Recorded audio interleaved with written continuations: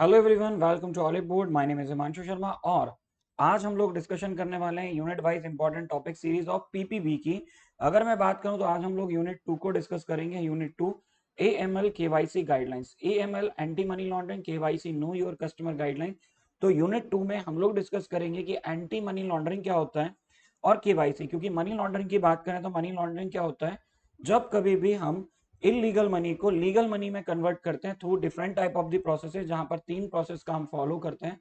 उसके थ्रू जब हम मनी लॉन्ड्रिंग करते हैं तो एंटी मनी लॉन्ड्रिंग का मतलब होता है कुछ ऐसी लीगल हमारे पास में प्रोविजंस का होना जिसके थ्रू हम मनी लॉन्ड्रिंग को रोक सकते हैं।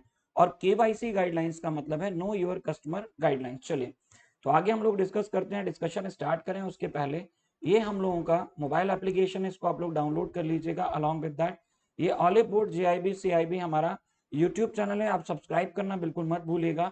और ऑलिव बोर्ड की जो वेबसाइट है www.oliveboard.in पर आप विजिट कर सकते हैं हमारे किसी भी आपकी क्वेरीज को रिजॉल्व करने के लिए, अपने डाउट्स को क्लियर करने के लिए। तो आगे बढ़ते हैं और हम डिस्कस करते हैं एंटी मनी लॉन्ड्रिंग की, एएमएल की। तो सबसे पहले हमें मनी लॉन्ड्रिंग और एफटीआर को समझना होगा। फाइनेंसिंग ऑफ टेररिज्म रिस्क होती क्या है? मनी लॉन्ड्रिंग एक प्रोसेस होती है जहां पर origin of funds generated from the criminal activities, जो भी फंड्स होते हैं वो आते कहां से हैं? वो क्रिमिनल एक्टिविटीज से आते हैं। क्रिमिनल एक्टिविटी का मतलब होता है आपराधिक गतिविधियां। आपराधिक गतिविधियों की मैं बात करूं तो जैसे कि ड्रग ट्रैफिकिंग, ड्रग को यहां से मैं बेचना, गन्स या फिर आर्म्स को स्मगल करना इलीगल तरीके से, करप्शन, ये सारी चीजें। और इसके अलावा भी बहुत सारी चीजें, एक्सटॉर्शन है या और भी दूसरी चीजें जो होती है, किडनैपिंग, एक्सटॉर्शन वगैरह वगैरह जो चीजें होती है, ये सब आपकी क्रिमिनल एक्टिविटीज में आती है।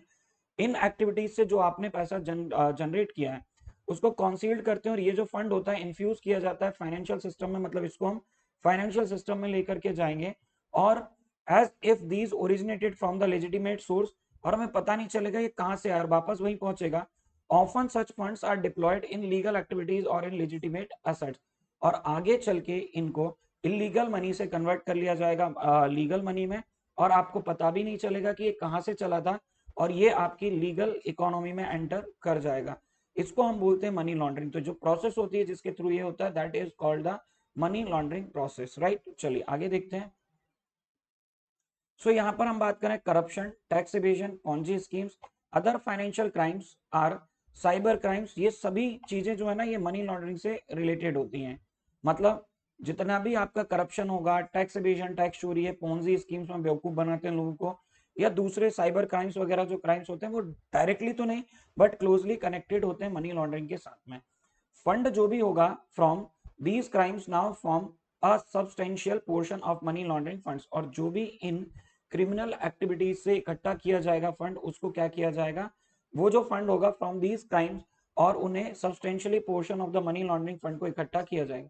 Financial crime now constitute a significant part of the criminal activity. अब अगर अपन बात करें कि जो फाइनेंशियल क्राइम है जिसको हम आपराधिक आर्थिक अपराध बोलते हैं, अब वो क्या हो गया, वो हमारे कॉन्स्टिट्यूट हो गया सिग्निफिकेंट पार्ट, एक बहुत इंपॉर्टेंट पार्ट हो गया क्रिमिनल एक्टिविटीज का। तीसरा अगर हम यहाँ बात करें तो component of the tried today is terrorist financing. अब जो टेररिज्म को फाइनेंस करना ये एक बड़ा हमारे लिए चैलेंज बन के उभर रहा है धीरे धीरे। With growth of several terrorist organisations and small terrorist financing has assumed large proportions. मतलब अगर हम बात करें ग्रोथ किस किस की, सब अलग अलग टेररिस्ट ऑर्गेनाइजेशन जो कि आतंकी संगठन है, चाहे वो अलकायदा हो या हम बात करें जैश ए मोहम्मद की बात कर लें, या जो भी बहुत सारे अलग अलग आतंकी संगठन होते हैं, आईसिस की बात कर लें, अलकायदा की बात कर लें, बोको हराम की बात करें। So different type of the terrorist organisations are there, और इनकी जो ग्रोथ है, इनमें जो वृद्धि है वो बहुत तेजी से हो रही है। क्यों? क्योंकि इनको फाइनेंसिंग कहीं ना कहीं से हो रही है। जब तक पैसा नहीं है तब तक ये कोई भी क्रिमिनल एक्टिविटीज नहीं कर सकते। क्रिमिनल एक्टिविटी का कोई भी एक्टिविटी नहीं हो सकती बिना पैसों के। सो ये बड़े और स्मॉल टेररिस्ट ग्रुप्स जो हैं ये उभरते चले जा रहे हैं due to finance terrorism financing, जो कि एक बड़ा प्रपोर्शन बन गया है। आगे अगर हम बात करें टेररिस्ट फाइनेंसिंग की, तो आतंकवादियों को वित्तीय सहायता प्रदान करना, developed linkage with money laundering as for both purposes, similar modalities are use. मतलब अगर हम बात करें यहाँ पर जो टेररिस्ट फाइनेंसिंग है ये डेवलप करता है एक लिंकेज, लिंकेज मतलब जोड़ने का, किसको, मनी लॉन्ड्रिंग के साथ साथ जो पर्पस है इससे जुड़े हो, मतलब मनी लॉन्ड्रिंग के जैसे बाकी चीजों को। दस मनी लॉन्ड्रिंग हो चाहे टेररिज्म फाइनेंसिंग हो या फिर फाइनेंसिंग फॉर करप्शन,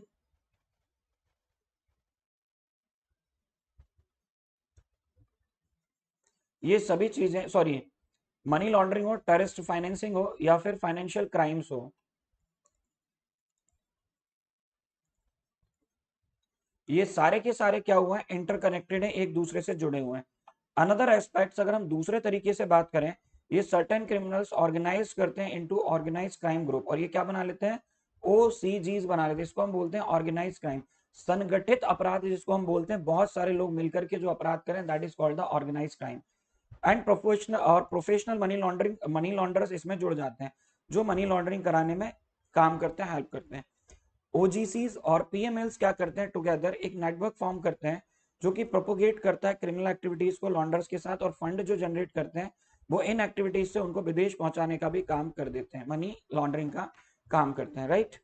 चलिए आगे अगर हम बात करें फाइनेंशियल एक्शन टास्क फोर्स, इसके बारे में मैं एक अलग से वीडियो लेकर के आऊंगा।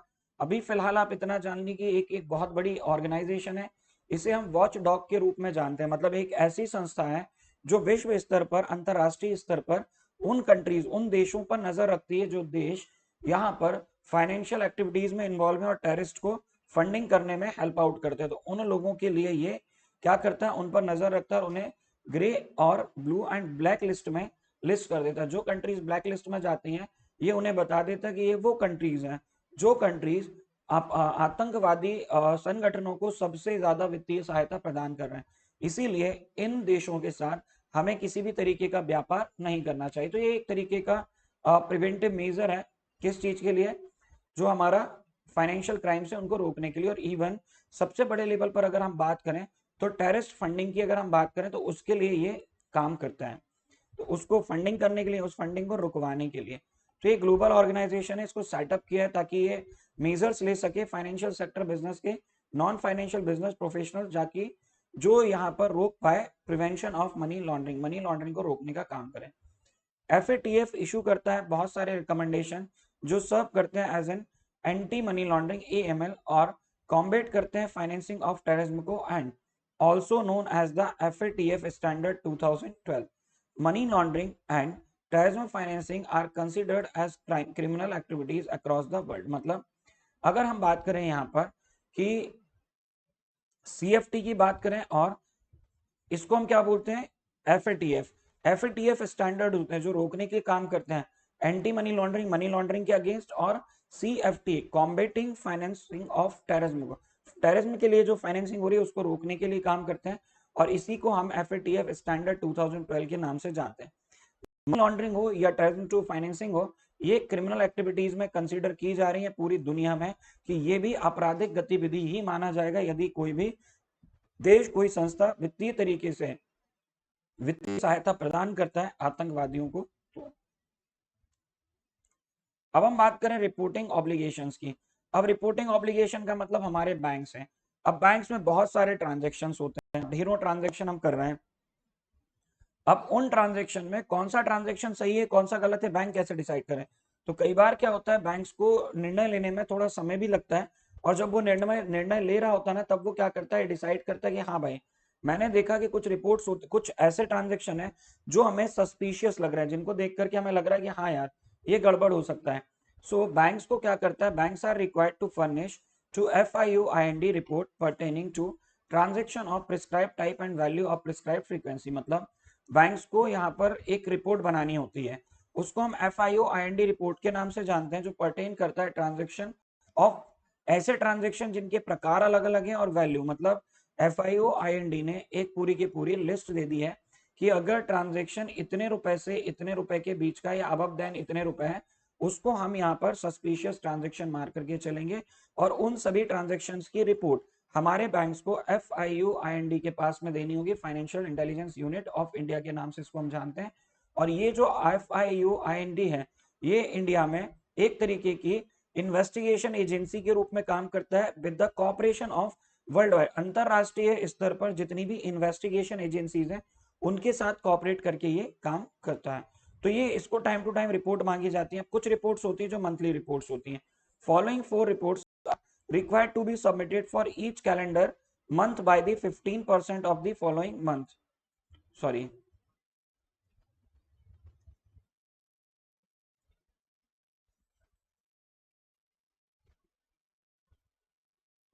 by the 15th of each and every month, मतलब नेक्स्ट मंथ के 15 तारीख तक आपको पिछले महीने की सारी रिपोर्ट्स देनी होती हैं। वो रिपोर्ट्स कौन कौन सी? नंबर 1, सबसे पहले आप दोगे सीटीआर, इसे हम बोलते हैं cash transaction report. Cash transaction report वो होती है जब कोई व्यक्ति कैश में 10 लाख या उससे अधिक का ट्रांजेक्शन करता है, उसकी एक रिपोर्ट उनको देनी होती है। दूसरी, series of cash transaction in a month integrally connected to each other, ऐसे ट्रांजैक्शन जो सीरीज ऑफ कैश ट्रांजैक्शन है, मंथली मंथ वाइज बेसिस पर कनेक्ट है एक दूसरे से, और जो डिपॉजिट है या विड्रॉल से सब मिलाकर के एग्रीगेट 10 लाख या उससे ज्यादा हो रहा है। या तो डायरेक्टली आप 10 लाख की बात कर लो, या टुकड़ों में भी मंथली एक महीने में 10 लाख या उससे अधिक का ट्रांजेक्शन है, उसकी रिपोर्ट। दूसरी, cross border wire transfer report. Cross border मतलब एक देश से दूसरे देश में, क्रॉस बॉर्डर वायर ट्रांसफर या जो रिपोर्ट होगी वो मोर देन 5 लाख और equivalent where either the origin और destination of fund is in India, या तो इंडिया से जा रहा हो या इंडिया में आ रहा हो। अगर ट्रांजेक्शन 5 लाख रुपए या उससे अधिक है तो इसकी रिपोर्ट हर महीने आने वाले, मतलब जैसे मान लीजिए अपन बात कर रहे हैं जुलाई की, तो जुलाई 15 तक जो आप रिपोर्ट भेजोगे ना, वो आपके लास्ट मंथ की होगी, जून की। क्लियर है? तो ये आपको क्रॉस बॉर्डर वायर रिपोर्ट जो ट्रांसफर रिपोर्ट होगी वो देनी होगी, हर महीने देनी होती है। दूसरी होती है नॉन प्रॉफिट ऑर्गेनाइजेशन रिपोर्ट, जिसको हम एनटीआर के नाम से जानते हैं। Receipts by non profit organisation, जो हमारे नॉन प्रॉफिट ऑर्गेनाइजेशन होते हैं, अलग अलग संस्थाएं होती हैं जिन्हें हम गैर मुनाफा संस्थाएं भी बोल सकते हैं, अगर उनका लेन देन 10 लाख या उससे अधिक का होता है तो उसकी रिपोर्ट मंथली हमें भेजनी होती है एफआईओ आईएनडी के पास, हमें मतलब बैंक्स। और फिर काउंटरफीट करेंसी रिपोर्ट कहलाती है। काउंटरफीट का मतलब होता है नकली नोट। तो ये नकली नोट की जो रिपोर्ट होती है, all counterfeit currency noted receive, जितनी भी नोट्स बैंक्स ने रिसीव किए पिछले महीने में उनकी पूरी रिपोर्ट वहां भेजनी होती है, सो दैट ये अंदाजा लगाया जा सके कि मार्केट में कितनी नकली करेंसी चल रही है और कितने कितने रुपए की नकली करेंसी वहां पर होगी। ये तो पहली रिपोर्ट जो कि मंथली जाती है। अब हम बात करते हैं दूसरी रिपोर्ट की। दूसरी रिपोर्ट जो होती है वो कहलाती है सस्पिशियस ट्रांजैक्शन रिपोर्ट, जिसे हम क्या बोलेंगे? जिसे हम बोलेंगे एसटीआर। अभी एसटीआर क्या होगी? सेम सारी रिपोर्ट जाएगी एक ही इंस्टीट्यूशन के पास में, एफआईओ आईएनडी के पास में। क्लियर है? So banks are required to report FIU IND any suspicious transaction notice by them, अगर उनको लगता है कि कोई ऐसा ट्रांजैक्शन है जिसमें उन्हें संदेह दिखाई दे रहा है। क्या दिखाई दे रहा है? संदेह दिखाई दे रहा है। अगर उनको इस किसी भी रिपोर्ट में संदेह दिखाई देता है किसी ट्रांजैक्शन में, तो उसको क्या करते हैं? वो सस्पिशियस ट्रांजैक्शन रिपोर्ट में कंसीडर करते हैं। और 7 दिनों के अंदर, विद इन 7 डेज, जिस दिन आपको लगा कि ये सस्पिशियस है, जिस दिन आपको लगा कि उसमें संदेह आपको महसूस हुआ, उस दिन से 7 दिनों के अंदर उस ट्रांजैक्शन की रिपोर्ट आपको एफआईओ आईएनडी के पास भेज देनी है। ये जितनी भी रिपोर्ट्स होती हैं एफआईओ आईएनडी के पास जाती हैं, और एफआईओ आईएनडी क्योंकि वो फाइनेंशियल इंटेलिजेंस यूनिट है, तो intelligence to the law enforcement agencies के साथ मिलकर के काम करती है, ताकि वो पता लगा सके कि जो ट्रांजैक्शन हुए कहाँ हुए, किस तरीके के हुए। कहीं ऐसा तो नहीं है कि काफी सारे जो कैश और ऐसे ट्रांजैक्शन हुए जो हमारे देश की इंटरनल सिक्योरिटी के लिए थ्रेट हो सकते हैं। A transaction is considered as a suspicious if to a person acting in a good faith it appears to satisfy if any of the following. Suspicious तब हम मानेंगे अगर वो इन चीजों को फुलफिल नहीं कर रहा है। रीजनेबल डाउट हमें आ जाए कि वो जो ऑफेंस है specified schedule of prevention of money laundering act के अंडर हम पा रहे हैं कि वो इस तरीके का ट्रांजेक्शन कर रहा है जो पीएमएलए में ऑफेंस है, कि वो मनी लॉन्ड्रिंग में इन्वॉल्व हो सकता है। इसके अलावा हम बात करें कि हमें ऐसा लगता है कि जो सर्कमटेंसेस है वो अनयूजुअल है, मतलब नॉर्मली ऐसा नहीं होता है, बट अचानक से ऐसा ट्रांजैक्शन उसने कर लिया है। Appears to have no economic rational और बोनाफाइड पर्पस, मतलब एक गरीब आदमी है जिसका अकाउंट है कौन सा? बीएसबीडी है, और वो अचानक से 5-5 लाख रुपए महीने के ट्रांजेक्शन करने लगे, तो आपको डाउट होगा ना।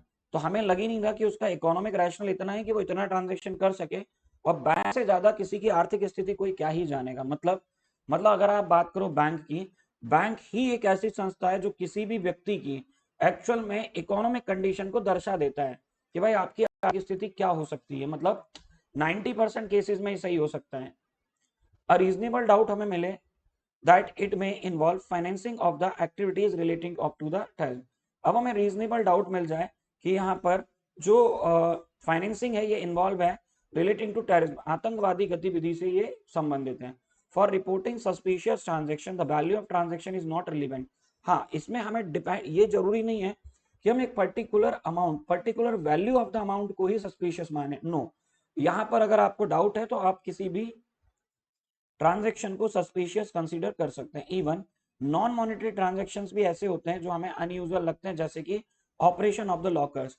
अब आपको दिखने लगे कि फ्रीक्वेंटली कोई पर्सन जो जिसके बैंक में आपके अकाउंट है और अब देख रहे हैं कि उसके अकाउंट में मिनिमम बैलेंस तक मेंटेन नहीं हो रहा है और वो लगातार लॉकर में डेली बेसिस पर आ रहा है, कुछ निकाल रहा है, कुछ जमा कर रहा है, कुछ रख रहा है, कुछ निकाल रहा है, तो ये भी अनयूजुअल ऑपरेशंस कहलाते हैं। अगर ये होगा ना तो जरूरी नहीं कि सस्पिशियस ट्रांजेक्शन में हम सिर्फ कैश ट्रांजेक्शन को ही यहाँ पर कंसीडर करें सस्पिशियस, नहीं, आप non cash transaction, non monetary transactions को भी कंसीडर कर सकते हैं to be suspicious. Even attempted transactions are to be reported. For example, a customer not proceeding with opening an account of being asked for a certain document or information। अब क्या हुआ, जैसे कोई पर्सन आया आपके पास, आपने उससे बोला कि भाई आपको ना आपका आधार कार्ड दे देना, आईडी वगैरह दो, ये सब दो। जैसे ही आपने उससे ये डॉक्यूमेंट मांगे और उसने बोला कि नहीं भाई मुझे तो अकाउंट नहीं खुलवाना, तो ये एक तरीके का सस्पिशियस हुआ कि नहीं हुआ, कि आखिर ये अपनी आइडेंटिटी क्यों नहीं बताना चाह रहा है। हो सकता है किसी इलीगल एक्टिविटी में इन्वॉल्व हो, may be, it may be possible. चलिए, तो prices are now hiked, prices सभी के हाइक हो चुके हैं। आज शाम तक भी अगर आप एनरोल करना चाहें तो कर सकते हैं बाय यूजिंग कोड हिमांशु। आपको जब भी हमारे कोर्सेज में एनरोल करना है आप यूज करेंगे कोड हिमांशु। मैं प्रोसेस बताता हूँ, प्राइस बताता हूँ। ये है एक ऑल इन वन प्लान जो मैं पर्सनली आप लोगों के लिए सजेस्ट करूंगा। पर्सनली इसलिए सजेस्ट करूंगा, इसमें है क्या, देखिए, नंबर वन, ये जो प्लान है ना, इसमें आपको सिलेक्शन बैच, इसके बाद में बात करूं लक्ष्य बैच, इसके बाद अगर मैं बात करूं क्रैश कोर्स, इसके बाद हमारा एक बहुत ही प्रीमियर कोर्स आता है जिसको हम क्या बोलते हैं, जिसको हम बोलते हैं क्रैकर बैच, एमसीक्यूज बैच। इन सभी का एक्सेस ना आपको एक ही सब्सक्रिप्शन में मिल जाएगा, एक्सेस ऑफ ऑल कोर्सेज, इस जेआईबी सुपर एलिट में। प्राइस में आपका एक सिंगल बैच और इसके प्राइस में 200-300 का डिफरेंस होता है, और साथ ही साथ आपको मिल जाएंगे हमारे ई नोट्स, राइट। सो आप ये यहाँ पर कर सकते हैं, इस बैच में एनरोल अगर आपको होना है तो बिल्कुल हो सकते हो। ये है आपका JIB cracker batch, JIB CIB mega cracker batch. Mega cracker में आपको जेआईबी और सीआईबी दोनों ही बैचेस का सुपर एलिट का कॉम्बो मिलेगा। इसमें आपको हमारी दोनों क्रैकर बुक मिलेंगी, ई नोट्स मिलेंगे आपको, और सारी क्लासेस का एक्सेस होगा जेआईबी एंड सीआईबी का for that period of time जितनी वैलिडिटी आपने ली है। चलिए, तो मैं बताता हूं आपको कैसे यहाँ पर एनरोल करना है अपने आपको, राइट। चलिए, आपको जाना है हमारी वेबसाइट www.onboard.in पर। वहां पर आपको ये सारे बैचेस दिख रहे हैं। फॉर एग्जांपल मैं बात करूं, यहाँ कोर्सेज पे क्लिक करूंगा,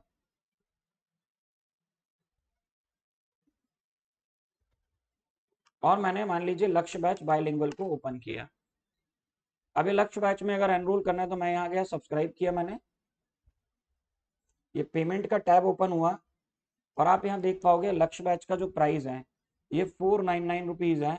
यहाँ पर है 6 मंथ्स के लिए। आपने यहाँ पर हैव अ कूपन कोड पे क्लिक किया और कोड लगाया हिमांशु। जैसे इसको रिडीम किया, ये देखो 2249 का ये कोर्स आपको मिल रहा है। कौन सा वाला, लक्ष्य बैच। लेकिन इसी के बाजू में एक जेआईबी सुपर एलिट बैच है, दिख रहा है आपको। इसका प्राइस कितना है, 3999। इसको जैसे ही आपने क्लिक किया और नीचे आकर के हैव अ कूपन कोड पे क्लिक किया,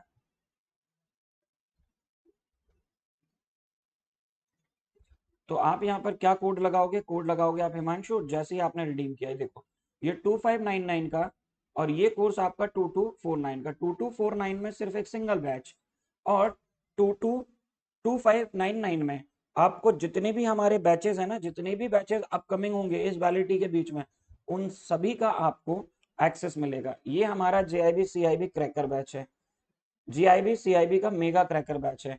इसमें आप 12 मंथ्स की वैलिडिटी के साथ में इस कोर्स में एनरोल करोगे तो देखो 9,999, यहाँ आपने यूज किया कोड हिमांशु, 6499 में आपको ये कोर्स मिल गया। कौन सा वाला? JIB CIB mega cracker.